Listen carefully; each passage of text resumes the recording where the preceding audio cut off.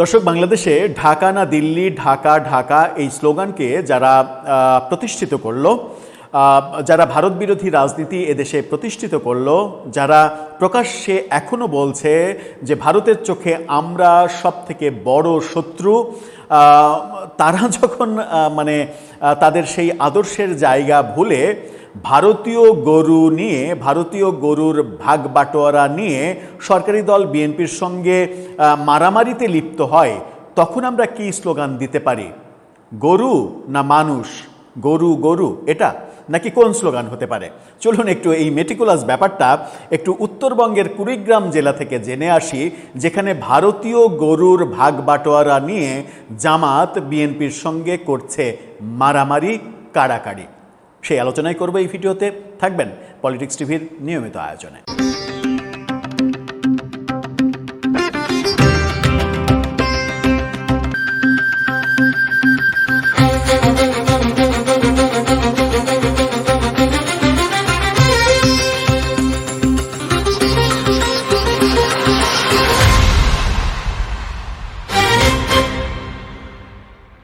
দর্শক, বলছিলাম ভারতীয় গরু নিয়ে, গরুর ভাগ বাটোয়ারা নিয়ে মারামারি, কাড়াকাড়ি। এই ক্ষেত্রে ব্যাপারটা এরকম হতে পারে যে একটা গরু, সেই গরুর বিভিন্ন অংশ নিয়ে ভাগ বাটোয়ারা, তখন হয়তো একটা পক্ষ স্লোগান দিল ঠ্যাং না মাথা, মাথা মাথা, ভুঁড়ি না কলিজা, কলিজা কলিজা, এরকম অনেক স্লোগান ওখান থেকে বের করা যেতে পারে।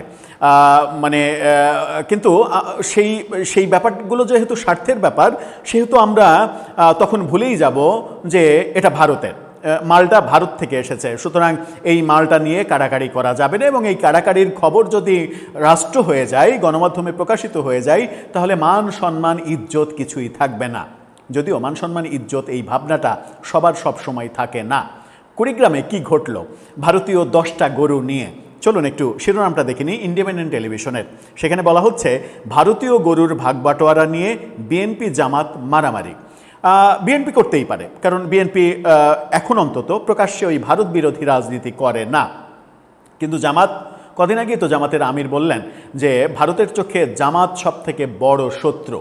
তো ভারতের চোখে আপনারা শত্রু, আপনারা বাংলাদেশে স্লোগান দেন, আপনারা এবং এনসিপি সব থেকে বেশি স্লোগান দেন ঢাকা না দিল্লি, ঢাকা ঢাকা। ওসমান হাদি আপনাদের কি বলবো যে আদর্শিক বালক, তিনি এদেশে সেটা প্রতিষ্ঠিত করেছেন, প্রতিষ্ঠিত করে গেছেন, এবং সাউমাউ তো আছেই। অবশ্য গরুর সেটা আছে কিনা সেটা ভিন্ন আলাপ। গরুর সেটা থাকা না থাকা নিয়ে বিতর্ক হতে পারে। হয়তো ওসমান হাদি বেঁচে থাকলে আজকে এই গরুর কাড়াকাড়ি নিয়ে নতুন কোনো গালি আবিষ্কার করতে পারতেন। সেখানে কি হলো? সেখানে যেটা হলো সেটা হচ্ছে কুড়িগ্রামের রৌমারীতে কাস্টমস আয়োজিত ভারতীয় গরুর নিলাম প্রক্রিয়ায় ভাগ বাটোয়ারা নিয়ে মারামারিতে জড়িয়েছে বিএনপি এবং জামাতের নেতাকর্মীরা। কাস্টমসে নিলাম হয়েছে, ভারতের গরু যে কোনোভাবেই হয়তো কাস্টমস আটক করেছে। আটক করে গরুগুলো তো আর ফেলে দিতে পারে না, কিংবা তারাও ইচ্ছা মতো বাড়িতে নিয়ে যেতে পারবে না, যেহেতু গরু অনেক বড় ব্যাপার। সোনাদানা হলে না একটু পকেটে ট্যামরে করে নিয়ে যাওয়া যায়, গরু তো আর নিয়ে যাওয়া যায় না। গরুর একটু অঙ্গ প্রত্যঙ্গ হয়তো কেটে নিয়ে যাওয়া সম্ভব হয়, কিন্তু গরু তো আর নিয়ে যাওয়া যায় না। সেই কারণেই নিলাম হয়েছে, এবং নিলামে সেখানে জামাত এবং বিএনপি মারামারি করেছে। জামাত বলছে যে এটুকু দিতে হবে, বিএনপি বলছে না, দেব না। বিএনপির দাবিও ঠিক, বিএনপি এখন ক্ষমতায় আছে, বিএনপি তো বলতেই পারে যে না, গরুর কোনো একটা নির্দিষ্ট অংশ এটা আমি খাবো। জামাত বলবে না, তুই খাবি কেন, ওটা তো দুটো আছে, দুটার মধ্যে একটা দে, একটা তুই খা, একটা তুই আমি খাই, দুটা কোনটা থাকে সেটা বুঝে নেন আপনারা। এখন উভয় দলের নেতাদের হস্তক্ষেপে পরিস্থিতি শান্ত হলে প্রকাশ্যে নিলামের ডাক সম্পন্ন হয়েছে, কিন্তু মারামারি হয়েছে।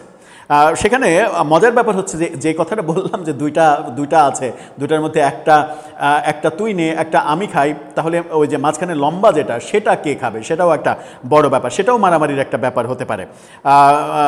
এই ঘটনাটা ঘটেছে উপজেলা চত্বরে। এই এখন পর্যন্ত কোনো পক্ষ লিখিতভাবে থানায় অভিযোগ দেয়নি, মামলা করেনি।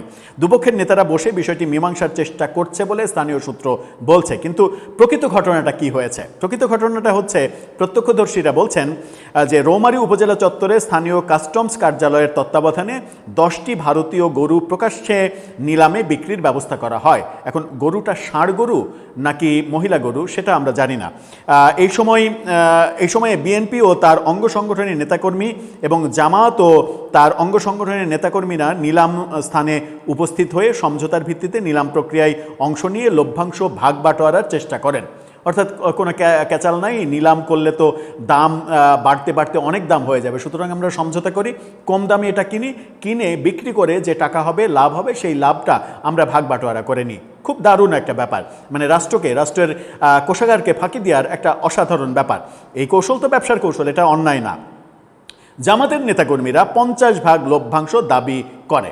জামাত বলে যে 50-50, মানে শেয়ার হবে 50-50, কিন্তু বিএনপি বলে না, 70-30, আমরা 70 নিব, তোমাকে 30 দেব। আমরা তো ক্ষমতায় আছি, তোমরা বিরোধী দল, তোমরা 30 নিবা। জামাত বলে কিসের ক্ষমতা?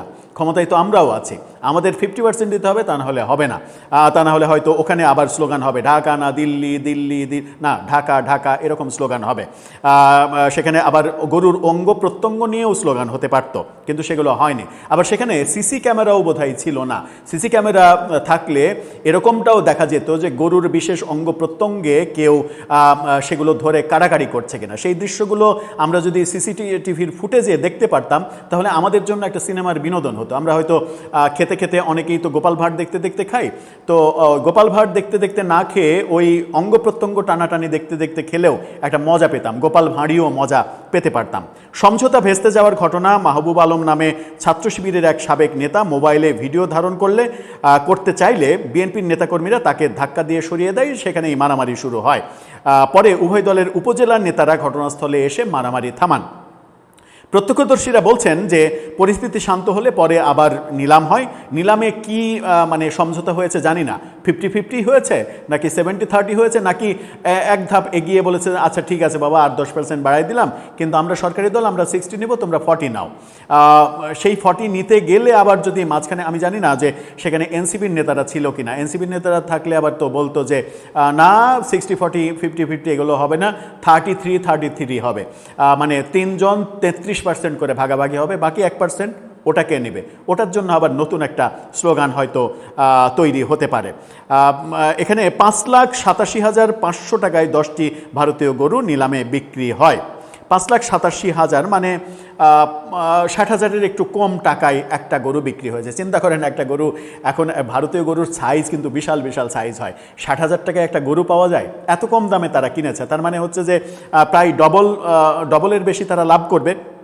এ ব্যাপারে উপজেলা জামাতের সাধারণ সম্পাদক তিনি বলছেন, একটি পক্ষ সবসময় নিজেদের মধ্যে দর কষাকষির মাধ্যমে নিলাম ডাক করে আসছে। আমরা এটার বিরোধিতা করে স্বচ্ছতার সঙ্গে প্রকাশ্যে নিলামের দাবি জানিয়েছি। এতে করে রাষ্ট্রের রাজস্ব আয় বেশি হয়, কিন্তু বিএনপির লোকজন এতে ক্ষিপ্ত হয়ে আমাদের লোকজনকে মারধর করে। এই ঘটনায় আমরা স্থানীয় বিএনপির নেতাদেরকে জানিয়েছি, উভয় পক্ষ বসে বিষয়টি মীমাংসা করার চেষ্টা হচ্ছে। প্রশাসনিক অভিযোগ প্রসঙ্গে জামাত বলেন, স্থানীয় প্রশাসনকে আমরা বলেছি যেন ভবিষ্যতে অধিক নিরাপত্তা রেখে এ ধরনের নিলাম হয়। ঠিক আছে, নিলাম হয়েছে, আপনারা 50% দাবি করেছেন কেন? আপনারা বলতেন যে নিলাম হোক, উন্মুক্ত নিলাম হোক, যে পাবে পাবে, এখানে ভাগাভাগির কি আছে? আর ওটা তো ভারতীয় গরু ভাই, ভারতীয় গরু তো পাপ, ওখানে আপনি নিলাম করতে গিয়েছেন কেন? ওখানে তো আপনি নিলাম করতে যাওয়ার পরিবর্তে বিএনপির নেতারা যদি নিলাম করে, তাহলে আপনার ওখানে স্লোগান দিতে হবে ঢাকা না দিল্লি, ঢাকা ঢাকা, মানে কি বলবে যে নিলাম না জবাই জবাই জবাই, এরকম হতে পারে। আপনি নিলাম না করে বলতে পারেন কাস্টমের লোকজনকে এগুলো সব জবাই করে এখানে কর, কাঙালি ভোজ কর, এটা বলতে পারতেন, একটা বিকল্প কিছু বলতে পারতেন। আপনারা না খেয়ে ওখান থেকে চলে আসতে পারতেন যে ভারতীয় গরু আমরা খাবো না। সেটা বলার উপায় আদৌ আছে কিনা? এবং বাংলাদেশের এতক্ষণ এই রসিকতাগুলো কেন করলাম? বাংলাদেশের রাজনীতি এতটাই নিচে নেমে গেছে, এতটাই স্বার্থের খেলায় নেমে গেছে যে আমি রাজপথে স্লোগান দিচ্ছি ঢাকা না দিল্লি, ঢাকা ঢাকা, কিন্তু রৌমারিতে গিয়ে ভারতীয় গরুর নিলাম আর 50% শেয়ারের জন্য মারামারি করছে। দর্শক, আপনিও যাবেন নাকি রৌমারীতে? ওখানে কিন্তু মাঝে মাঝে এই নিলাম হয়, ওখানে কাস্টমসে নিলাম হয়, ওখানে এই নিলামে কিন্তু আপনিও অংশগ্রহণ করতে পারেন। আপনি কোন দলের সেটা ভেবে যাওয়াটাই ভালো বোধ হয়। আপনার মতামত জানিয়ে লিখতে পারেন আমাদের কমেন্ট বক্সে।